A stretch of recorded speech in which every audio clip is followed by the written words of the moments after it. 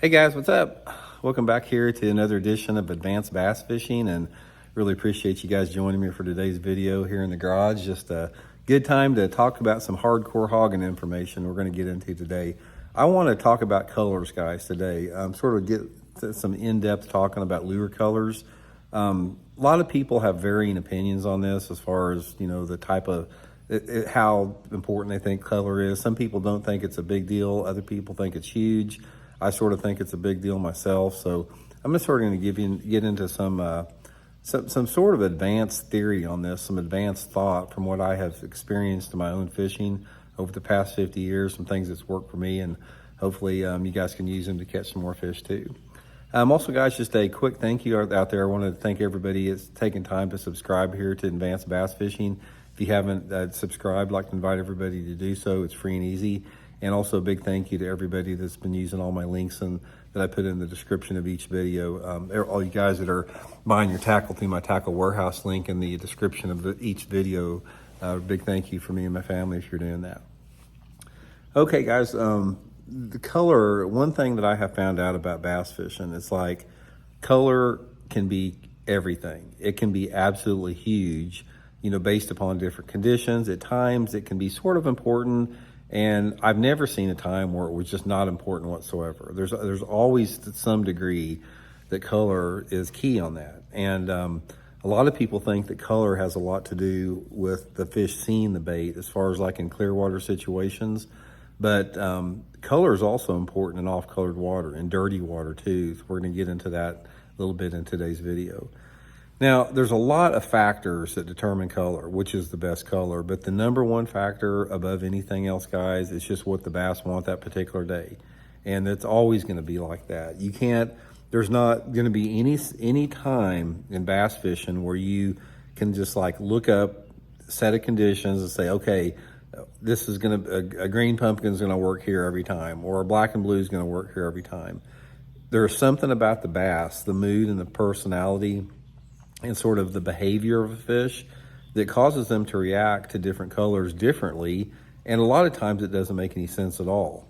But given that is not all the time. Sometimes there is a definite correlation, and you can definitely get some reproducible results by following some of the guidelines I'm going to give you in today's video with it.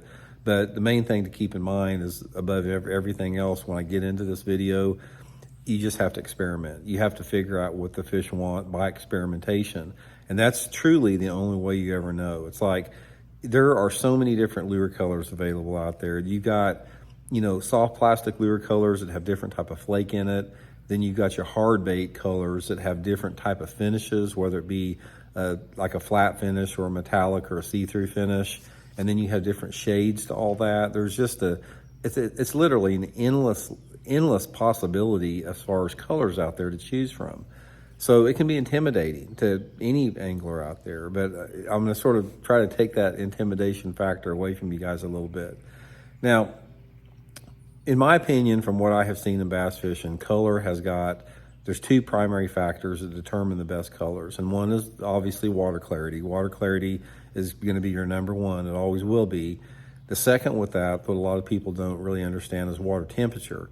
Water temperature also affects the colors of lures that bass prefer, even in a wide range of water clarities. I mean, you can have one color that works in warm, dirty water, and then another situation out there, you can have warm, clear water, or warm, clear water, and they want a completely different lure color. So, that's a factor with it too.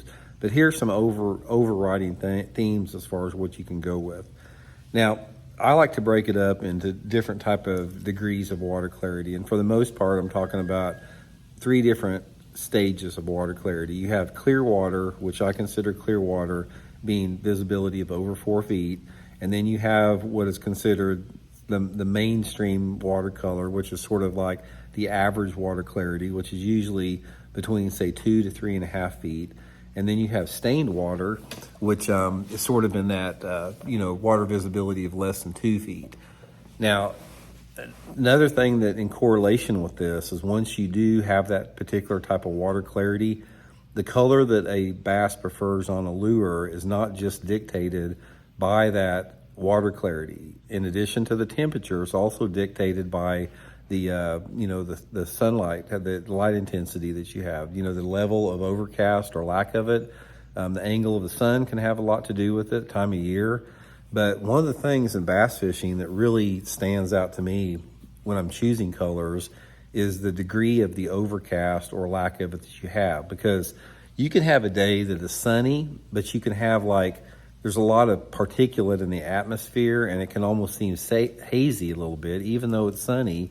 And then you can have those days out there where there's not anything in the atmosphere, and it's extremely bright. It's super glaring bright.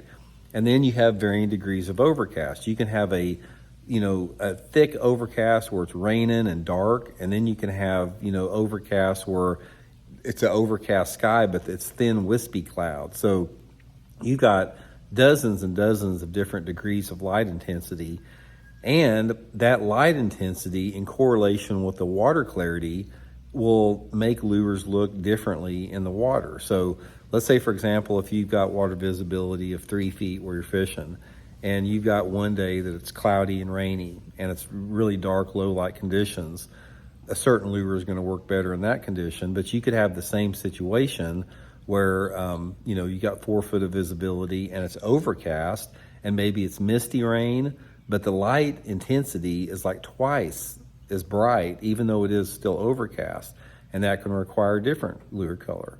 So always remember that it's not as simple as just like sunny days or cloudy days. There's different degrees of light intensity that go with that.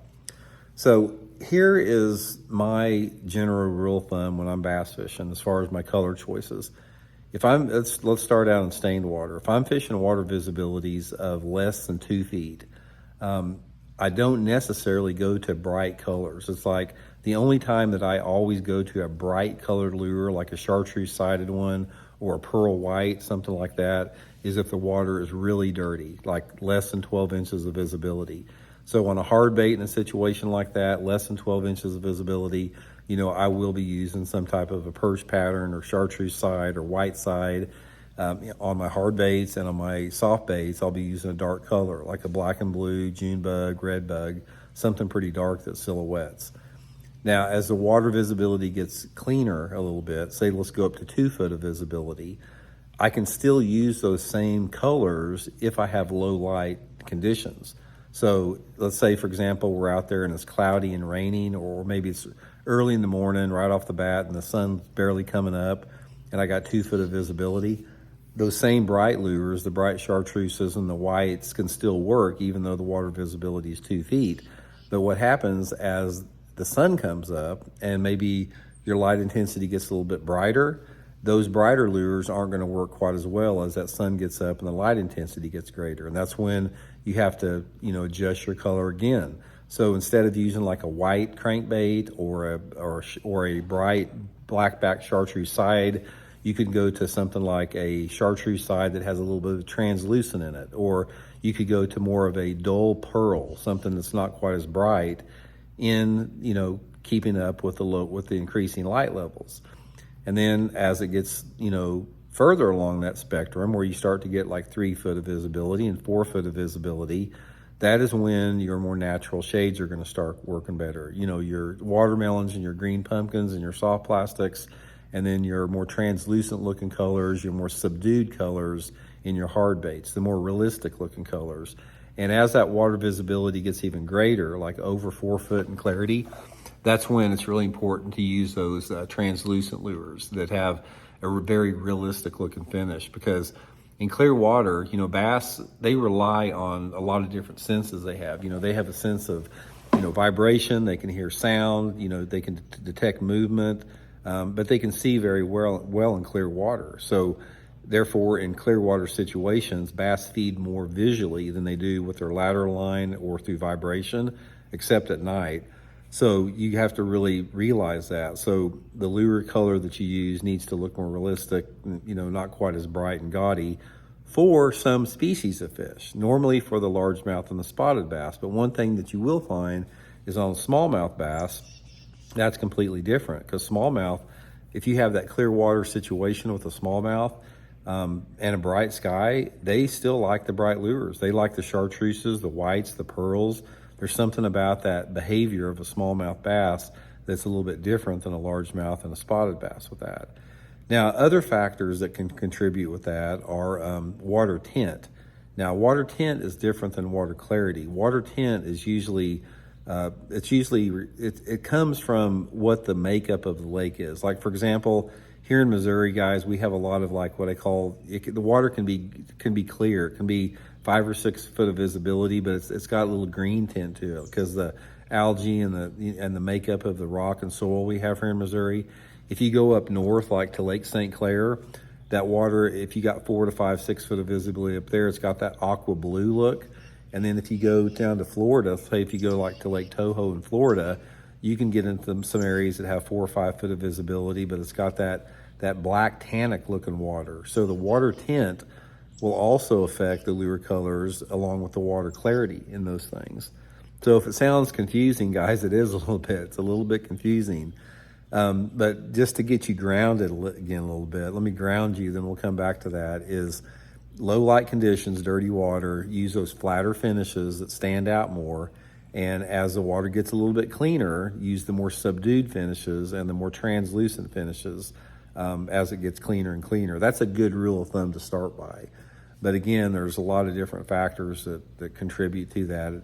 A lot of it also is regional, because there are some colors that simply work really good regionally. Because like here in my part of the country, one of the big colors for a jig here is a brown live rubber jig with a green chunk on it. And other parts of the country, it's nothing but black and blue. Other parts of the country, it can be watermelon. So, you have regional preferences from the fish as well. And I think that goes along with that water tint and water clarity. It's a big mystery, guys. If it sounds a little intimidating, it's because it is. Nobody really knows what is going to trigger that fish to bite until you actually, experiment with it and try it. Now, there's a couple different things that's sort of my theory on this. I think that bass become more color sensitive as they get more pressure on them, because I look back at some of my days early on when I very first started bass fishing back in the 70s. And back then, we didn't have near the color choices. We had very rudimentary colors, like you had whites and chartreuses and blacks, and you didn't have any natural looking stuff or subdued stuff. And we still caught a lot of bass. But I found as the fishing pressure increases every year, the colors that the bass prefer, they get conditioned to them very quickly. And that's why sometimes a new color, just if a color is new, that alone will get a bass to bite it. It may look like the ugliest color in the world, but if they've never seen it before, that is more important than having the right color. And I'll give you a perfect example of this. I had a crankbait. I had this one crankbait that I was trying to get somebody to paint for me, and it had a lot of chrome on it. About half of the lure was chrome, and anyway, bright chrome, like a metallic finish. And anyway, I couldn't find anybody that could paint chrome. It's like apparently it's a really hard process to paint chrome on a lure, like the chrome that's on a bumper of a car. And so I remember I put a post up on my Facebook page or something. I was looking for somebody that could paint chrome, and I got a message from this guy in North Carolina. He goes, "Yeah, I can paint chrome. Send them my way." So I sent him 4 or 5 of my baits that I wanted to get painted, and he painted them and he sent them back to me. And guys, they didn't look anything like what I wanted. It literally looked like he took some silver fingernail polish and just painted over the bait. And it wasn't silver. It was like it was like fingernail polish that somebody would have, when they painted their nails. That type of silver. It wasn't chrome. And anyway, take one break here, guys. I got to get a drink here. Okay, sorry about that, guys. I'm just getting over a cold and my throat's really scratchy and dry. I started coughing there. But anyway, I was wanting this chrome colored crankbait sent back to me, and this guy sends me this thing that looks like silver fingernail polish. And it wasn't even bright. It was like a dull looking silver. And he put some other type of color on it that like blended over it, and it looked like the biggest piece of crap you have ever seen in your life. It almost looked like, something a second grader would paint. I mean, I looked at this thing, it's like, I just wasted $50. I said, this is the biggest waste. I was like mad. It's like this guy absolutely scammed me because he didn't know what he was doing. And it literally looked like my 7-year-old son, Elijah, got into Kim's fingernail polish and painted one of my crankbaits the ugliest color you can possibly paint it. So anyway, guys, that spring, I was out fishing and I was catching a few fish on crankbaits, and I happened to have those in my boat there. And I said, what the heck, I'm going to tie one on because they were one of my favorite type of crankbaits. And guys, I started whacking them on the thing. It was the ugliest looking lure color that you have ever seen. And I started whacking them on it, and I've whacked them on it ever since. It's become actually one of my favorite colors. I'm out of them now, and I'm trying to get them painted like that guy painted them that look like crap, you know, and it's hard to duplicate it.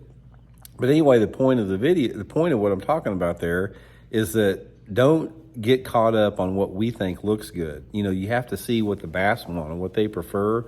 And that is one of the biggest things. That's why new colors, when a bait company comes out with like a new color of a jerkbait or a new color of a soft plastic, they usually work pretty good because the fish haven't seen them before. But anyway, guys, that's just it's a brief overview, man. We'll talk about color a lot on the channel here moving forward. It's really important. You know, we'll get into some specifics on certain baits and, you know, soft baits and hard baits, but I just wanted to run that past you, and maybe you can absorb that and use that info somewhere down the line. So anyway, talk later, guys. See you.